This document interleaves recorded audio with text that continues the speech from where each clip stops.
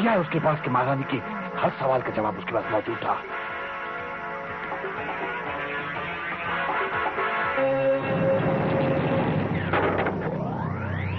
सात 21 और 0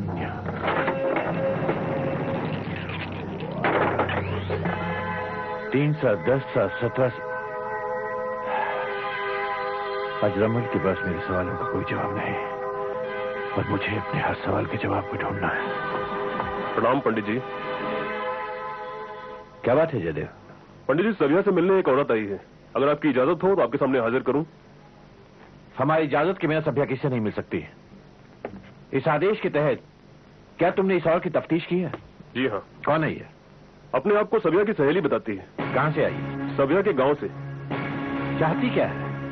बस सबिया का हाल पूछना चाहती है। इस औरत को कैसे मालूम हुआ कि उसकी तबीयत ठीक नहीं है? पंडित जी, वो तो कुछ और ही कह रही है। क्या? वो कह रही है कि पिछले महीने जब सबिया अपने गांव गई थी तो अपनी याददाश्त खो बैठी थी और उस दौरान उसकी याददाश्त वापस लाने में इसने उसकी काफी मदद की थी। बस दोनों में बहुत घनिष्ठता हो गई उस दौरान।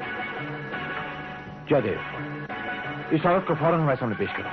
जो आ गया पंडित जी।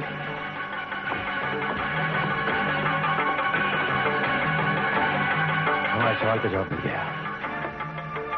हमारे हर सवाल का जवाब मिल गया। गांव सभ्या नहीं गई, बल्कि ये जालसाज औरत, ये फरेबी अंबा गई थी गांव।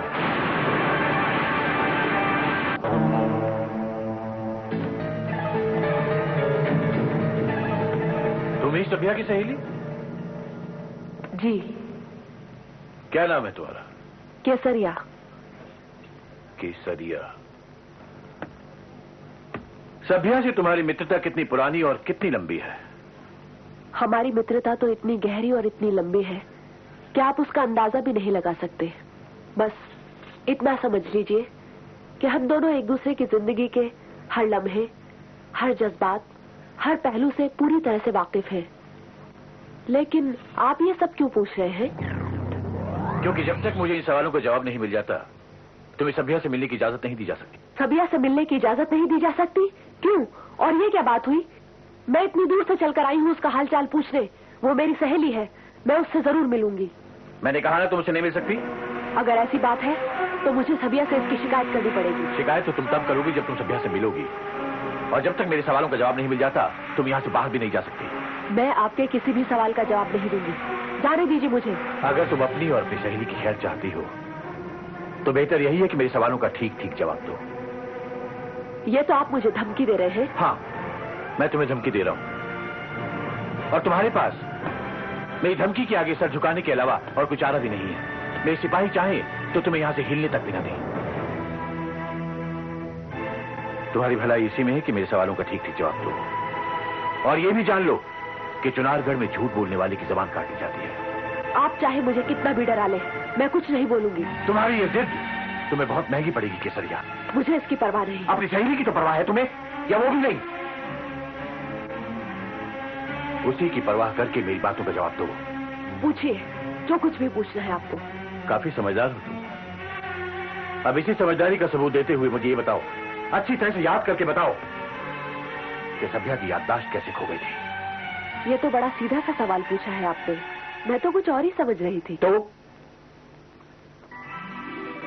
मुझे अच्छी तरह से याद है वो दिन जब गांव में आते ही सबिया हमेशा की तरह सबसे पहले मुझसे मिलने आई थी। उसके बाद हम दोनों नदी पर नहाने के लिए गए। वहां पत्थर पर से पैर फिसल जाने की वजह से वो गिर पड़ी। उसके सर पर गहरी चोट लगी और वो बेहोश हो गई। और जब उसे होश आया तब? जब उसे होश आया तब वो अजीब सी बहकी बहकी सी बातें करने लगी। बहकी बहकी बातें मतलब? मसलन कि जैसे वो मुझे नहीं पहचान सकी, अपने आप को नहीं पहचान सकी। वो अपना गांव, घर, बस्ती, कूचा किसी को भी नहीं पहचान सकी। तब तुमने क्या किया?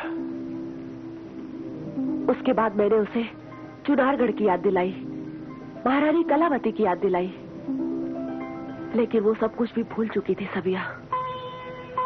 और तब मेरे दर्द भरे दिल को ये एहसास हुआ कि मेरी प्यारी सहेली अपनी याददाश्त पूरी तरह खो चुकी है। उसके इलाज के लिए तुमने महल से किसी हकीम या वैद्य को क्यों नहीं बुलाया? मेरे पिता खुद एक वैद्य हैं। उन्हीं की औषधि के साथ साथ मैंने भी सबिया की याददाश्त फिर से वापस लाने की हर मुमकिन कोशिश शुरू कर दी। कैसी कोशिश? जैसे कि उसके दिमाग से सोए हुए तारों को इस तरह से छेड़ना कि वो फिर से जाग उठे। ऐसा करने के लिए क्या किया तुमने?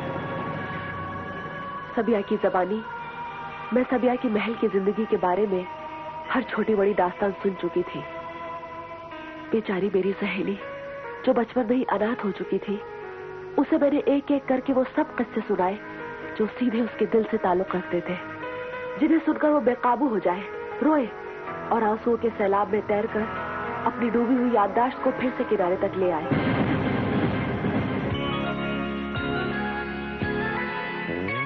चंद्रकांता की कहानी ये माना है पुरानी, नौगढ़ विजयगढ़ में थी तकरार, नौगढ़ कथा जो राजकुमार चंद्रकांता से करता था प्यार, चंद्रकांता से करता।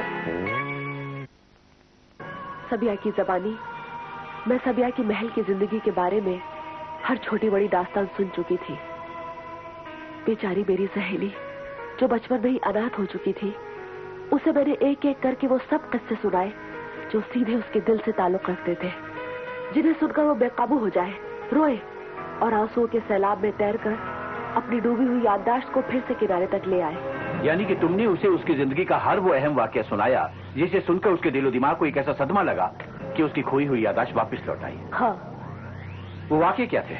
वो ये कि जैसे कि उसके कक्ष में हुए जहरीले नागों का वो हादसा जो मैं जानती थी कि उसके दिलो दिमाग को जरूर झंझोड़ेगा।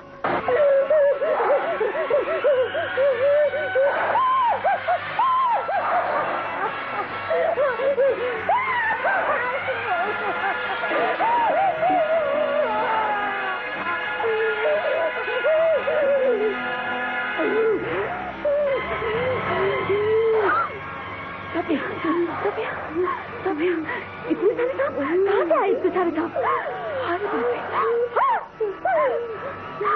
और जब मैंने उसे सुनाया तो ठीक वैसा ही हुआ जैसा कि मैंने सोचा था। और क्या बताया तुमने उसे? मैं अच्छी तरह से जानती थी कि सबिया महारानी कलावती को अपनी जान से भी ज्यादा चाहती है, इसलिए मैंने उसे उनके कत्ल की वो साजिश भी सुनाई जिसमें उनकी औषधि पर वन चंपा फूल का इस्तेमाल किया गया था। और इस वाकये का तो मैंने अपने बयान के जरिए उसकी आंखों के सामने एक जीता जागता चित्र सा खींच दिया।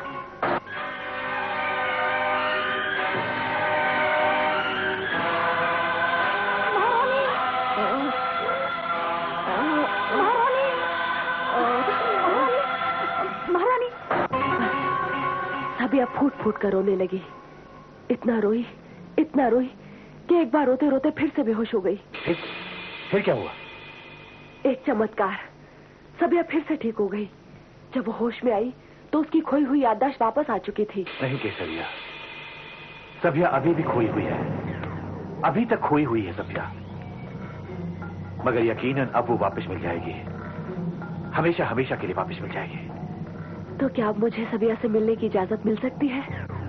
फिलहाल नहीं, जब तक मैं लौट के ना हूं तुम्हें मेरे कक्ष में रहना होगा, और मैं यकीन दिलाता हूं तुम वहां महफूज रहोगी।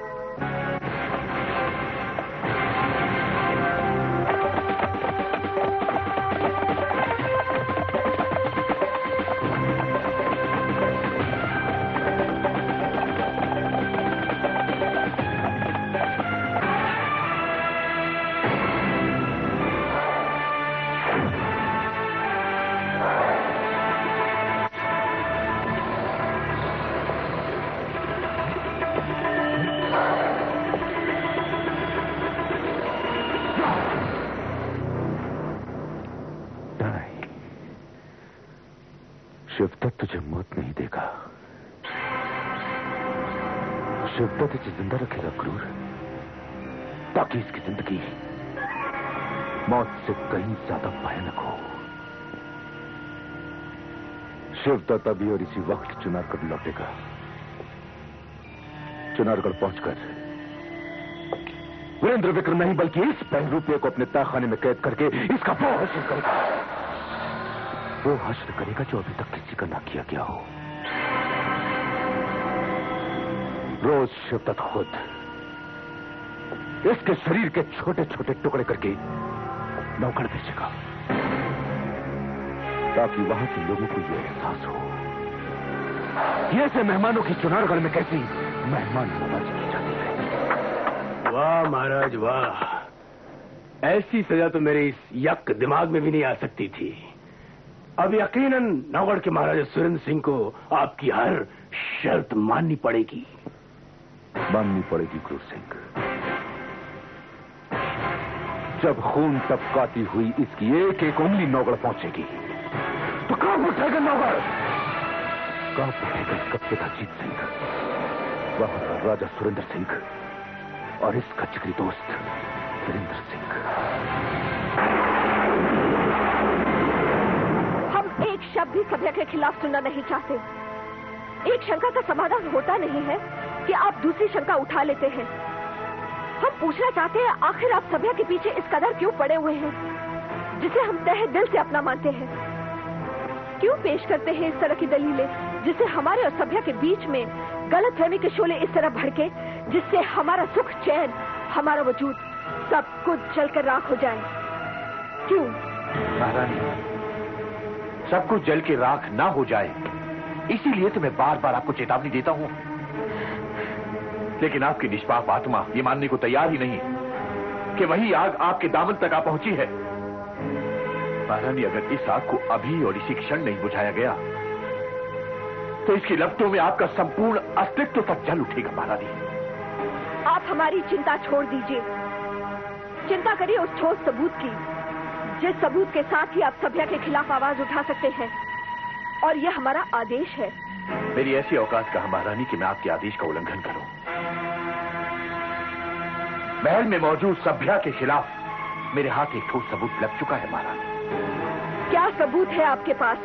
एक जीता जागता सबूत, जिसका नाम है केसरिया। केसरिया? जी महारानी, केसरिया सभ्या की बहुत ही करीबी सहेली है और उसके पास सभ्या के खिलाफ हर वो सबूत मौजूद है जिसकी हमें तलाश थी। हम ये जानना चाहते हैं, ऐसा कौन सा सबूत लाई है वो, जिसके कंधे पर चढ़कर आप ये कहना चाहते हैं कि महल में मौजूद सभ्या सभ्या नहीं है? महारानी, आपको ये याद है कि पिछली बार सभ्या महल से बाहर कब गई थी? कुछ 6 महीने पहले। और इस औरत सभ्या का कहना यह है कि पिछले महीने ही ये उससे मिलने के लिए गांव गई थी, और जब गांव में ये उससे मिली थी तब उसकी याददाश्त गायब थी। हम उस औरत से मिलना चाहेंगे। महारानी, आपको ये याद है कि पिछली बार सभ्या महल से बाहर कब गई थी? कुछ 6 महीने पहले। और इस औरत सभ्या का कहना यह है कि पिछले महीने ही ये उससे मिलने के लिए गांव गई, और जब गांव में ये उससे मिली थी तब उसकी याददाश्त गायब थी। महारानी, इस औरत का कहना यह भी है कि उसकी याददाश्त वापस दिलवाने के लिए एक अच्छी सहेली होने के नाते उसने उसे सभ्या के जीवन की हर घटना, हर वारदात की जानकारी दी। और सबसे ज्यादा काबिल तारीफ बात तो ये है महारानी कि ये सारी जानकारी प्राप्त होते ही उसकी याददाश्त उसे वापस मिल गई। क्या ये सबूत काफी है महारानी? और अगर ये सबूत काफी है तो मेरी आपसे गुजारिश है कि आप फौरन उसकी गिरफ्तारी का हुक्म जारी करें। नहीं, कमान से निकला हुआ तीर कभी लौट कर नहीं आता, ये हम भी जानते हैं और आप भी। इससे पहले कि हम कोई फैसला करें, हम उस औरत से मिलना चाहेंगे। कहाँ है वो? हमारे कक्ष में। आइए आइए, देखिए महारानी, यही है वो सबूत, यही है वो औरत केसरिया। महारानी, हमारी हर उलझी हुई पहेली का जवाब यही है, केसरिया। केसरिया, केसरिया।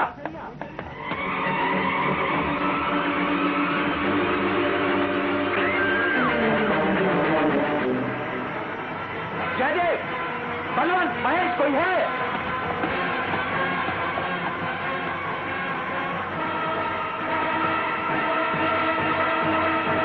कैसे हुआ ये? मैं पूछता हूं, ये कैसे मुमकिन हुआ? मैं पूछता हूं, ये मुमकिन कैसे हुआ? इतने सख्त और कड़ी पहरे के बावजूद इसकी हत्या किसने की?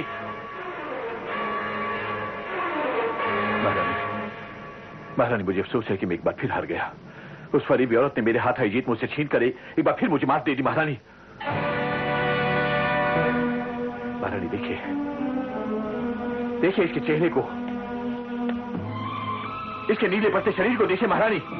इसके चेहरे के निशान, उसका नीला पड़ता हुआ शरीर। चीख चीख कर कह रहे हैं महारानी कि इसकी मौत किसी विषकन्या के काटने से हुई है। विषकन्या? हाँ महारानी, विषकन्या।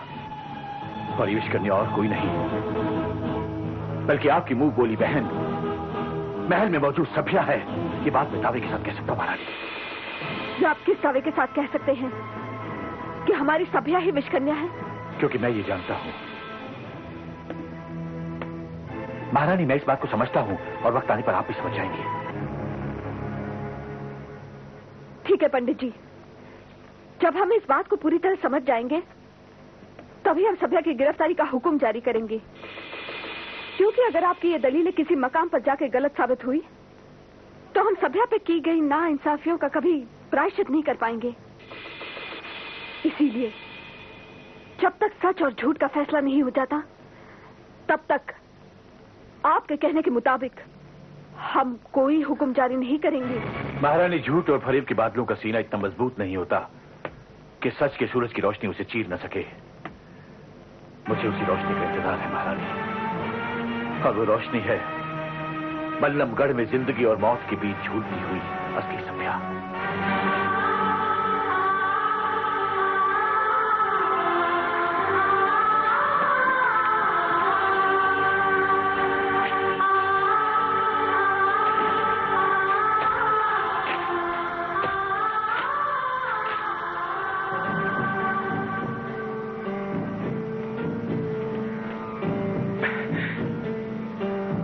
कामयाब हो गया, मैं कामयाब हो गया। मेरी दवा ने वो जादू कर दिखाया जो कोई नहीं कर पाया। जाओ फौरन पंडित जगन्नाथ को यह खबर दो, अब तुमसे वो सब कुछ पूछ सकते हैं।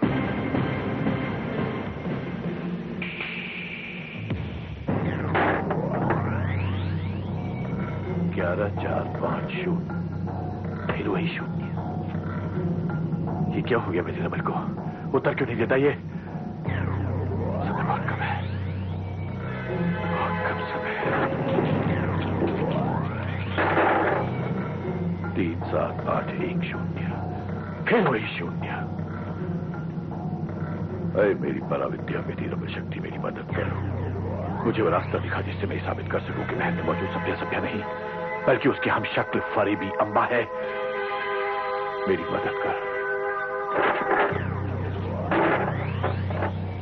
6-7-8-9-8 नहीं, ये नहीं हो सकता, ये नहीं हो सकता। अगर इस सभ्या को होश में आने से पहले इस नकली सभ्या ने महारानी कलावती की हत्या कर दी तो कयामत हो जाएगी। महारानी तो इस नकली सभ्या की माया के कोहरे में फंस के अटक गई हैं। मेरी किसी बात पर कोई असर नहीं होता, मेरी हर चेतावनी को नजरअंदाज करती हैं वो। प्रभु, अब तुम ही मुझे कोई रास्ता दिखाओ प्रभु। प्रणाम पंडित जी। प्रणाम। वल्लभगढ़ से आपके लिए संदेशा आया है। कैसा संदेशा? पंडित जी, वो औरत जिसे आप और महारानी कलावती वल्लभगढ़ में बाबा पुष्करनाथ के पास इलाज के लिए छोड़ाए थे, उसे होश आ गया है। उसे होश आ गया? सभ्या को होश आ गया? सभ्या जीवित है, सभ्या बच गई। प्रभु तेरा लाख लाख शुक्र है। अब मेरे हर सवाल का जवाब मुझे मिल जाएगा। मुझे फौरन बल्लभगढ़ जाने का इंतजाम करना चाहिए।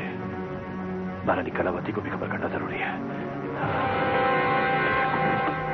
प्रणाम महारानी, अगर आपकी इजाजत हो तो मैं आपसे कुछ महत्वपूर्ण बात करना चाहता हूं। क्या बात है पंडित जी? महारानी, बल्लभगढ़ से अभी खबर आई है कि बाबा पुष्करनाथ ने उस सभ्या को मौत के आगों से छीन लिया है। ओह, तो आपकी सभ्या बच गई पंडित जी। ये तो आपके लिए कुदरत का करिश्मा हुआ। करिश्मा तो अब होगा महारानी। बाबा पुष्करनाथ के जरिए अब हमें वो कीमती सबूत हासिल होगा जिससे हमें ये पता चलेगा कि असली सभ्या कौन है और नकली सभ्या कौन है। हाँ, अब वो वक्त आ गया कि इस बात का फैसला हो जाए कि